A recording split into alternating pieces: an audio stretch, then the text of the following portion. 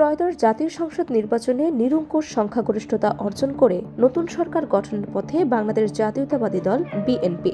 দলটির চেয়ারম্যান তারেক রহমানের নেতৃত্বে আগামী মঙ্গলবার আনুষ্ঠানিকভাবে নতুন সরকারের শপথ অনুষ্ঠিত হতে যাচ্ছে। এই শপথ অনুষ্ঠানকে ঘিরে দেশের রাজনৈতিক অঙ্গনে যেমন উত্তেজনা বিরাজ করছে, তেমনি আন্তর্জাতিক মহলেও তৈরি হয়েছে ব্যাপক আগ্রহ। জানা গেছে, নতুন মন্ত্রিসভার শপথ অনুষ্ঠান এবার অনুষ্ঠিত হবে জাতীয় সংসদ ভবনের দক্ষিণ প্লাজায়। এটি বাংলাদেশের ইতিহাসে প্রথমবারের মতো সংসদ ভবনের দক্ষিণ প্লাজায় মন্ত্রিসভার শপথ গ্রহণের আয়োজন, যা এই অনুষ্ঠানকে আরও বিশেষ গুরুত্ব দিচ্ছে। শপথ অনুষ্ঠানে অংশগ্রহণের জন্য অন্তর্বর্তী সরকারের প্রধান উপদেষ্টা অধ্যাপক মোহাম্মদ ইউনূস দক্ষিণ এশিয়া সহ বিশ্বের 13টি দেশের সরকার প্রধানকে আনুষ্ঠানিকভাবে আমন্ত্রণ জানিয়েছে। এই আমন্ত্রণ তালিকায় রয়েছে চীন, ভারত, পাকিস্তান সহ গুরুত্বপূর্ণ আঞ্চলিক শক্তিগুলো। ফলে নতুন সরকারের শপথ অনুষ্ঠান এখন আন্তর্জাতিক কূটনৈতিক অঙ্গনেও গুরুত্বপূর্ণ একটি ইভেন্টে পরিণত হয়েছে। বিশেষ করে বাংলাদেশের প্রতিবেশী দেশ ভারতের অংশগ্রহণ নিয়ে ব্যাপক আলোচনা চলছে।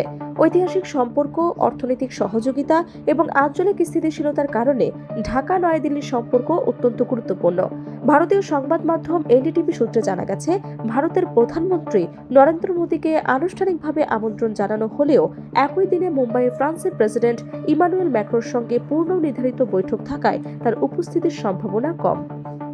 তবে ভারতের প্রতিনিধিত্ব করতে পারেন দেশটির পররাষ্ট্রমন্ত্রী এস জয়শঙ্কর অথবা ভাইস প্রেসিডেন্ট সিপি রাধাকৃষ্ণ। কূটনৈতিক বিশ্লেষকদের মতে, এই অনুষ্ঠানে ভারতের অংশগ্রহণ ভবিষ্যতে দুই দেশের সম্পর্কের নতুন দিক নির্দেশনা দিতে পারে। অতীতে বিএনপি সরকারের সঙ্গে ভারতের সম্পর্ক কিছুটা জটিল থাকলেও সাম্প্রতিক সময়ে বিএনপি নেতারা আঞ্চলিক সহযোগিতা, বাণিজ্য সম্প্রসারণ এবং যোগাযোগ উন্নয়নের উপর গুরুত্ব দিচ্ছে। ফলে নতুন সরকারের শপথ অনুষ্ঠান শুধু একটি সাংবিধানিক প্রক্রিয়া নয়, বরং এটি দক্ষিণ এশিয়ায় কূটনৈতিক এবং রাজনৈতিক সমীকরণে গুরুত্বপূর্ণ প্রভাব ফেলতে পারে। সব মিলিয়ে নতুন সরকারের শপথ অনুষ্ঠানকে ঘিরে এখন দেশের পাশাপাশি আন্তর্জাতিক মহলের দৃষ্টি নিবদ্ধ রয়েছে ঢাকার দিকে। এই অনুষ্ঠান বাংলাদেশের রাজনৈতিক ইতিহাসে একটি নতুন অধ্যায়ের সূচনা করতে যাচ্ছে বলে মনে করছেন সংশ্লিষ্টরা।